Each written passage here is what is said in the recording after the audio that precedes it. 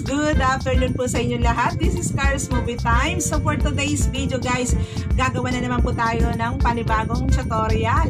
Etong aking gagawin tutorial nga pala guys, it's about ulit po kay Pupu Apps. Ayan.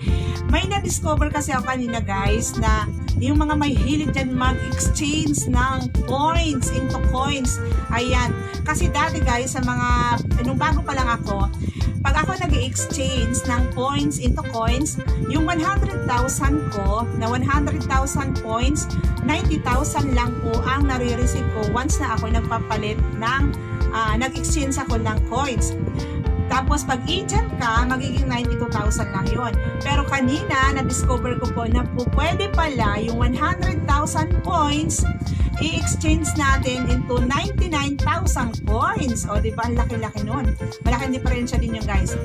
Yung 100,000 na points, ipapalit natin sa coins ng 99,000. So, yun guys, ang ituturo ko po sa ngayon.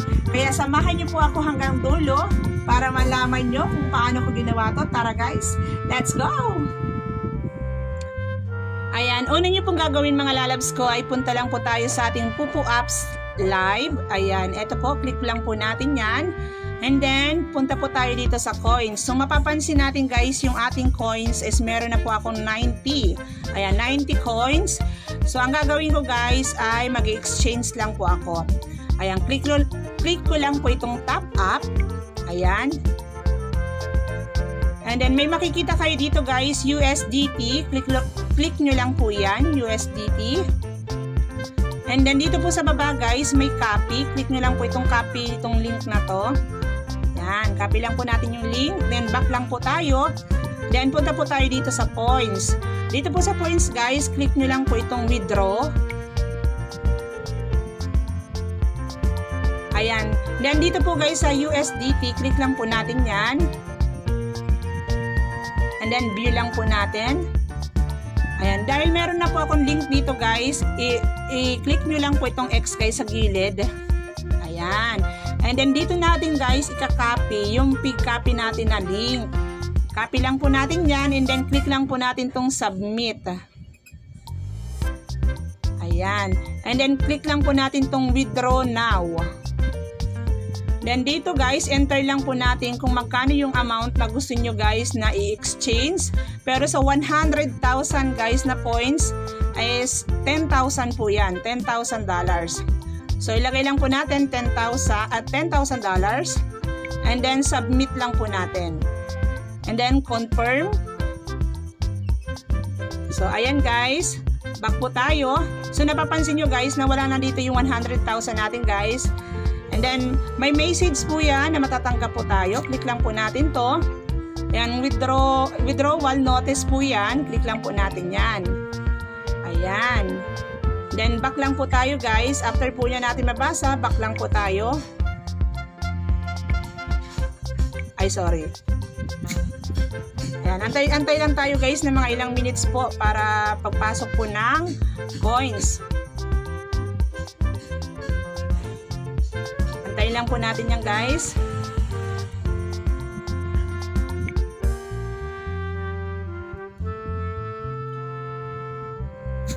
Ayan, ilang minutes lang naman yan guys, aantayin po natin para ano po, pumasok na yung in-exchange po natin.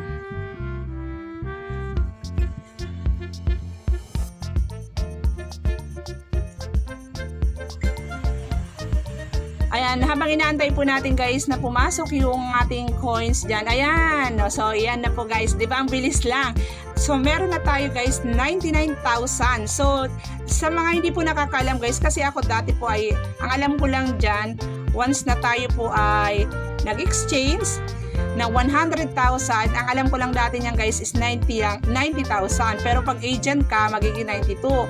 So, pwede pala guys na gawin 99,000 yan pa nakipag-exchange tayo. For example, 100,000, exchange natin sa coins, pwede palang 99,000. So, ganun lang siya guys, mag-exchange ng coins, ganyan lang po mag-exchange ng points into coins. So, napakalaki din pong ano yan, yung 9,000 natin, di ba? Ang kagandahan po dito guys, kahit hindi ka agent, ganyan pa rin yung makukuha mo.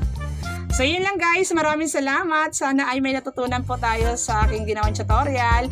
Ayan, sa mga walang pupo pa dyan guys, ayan, download na po tayo para lahat po tayo ay kumita na dito sa Pupo Apps. Maraming salamat and God bless po sa inyo lahat. Bye-bye!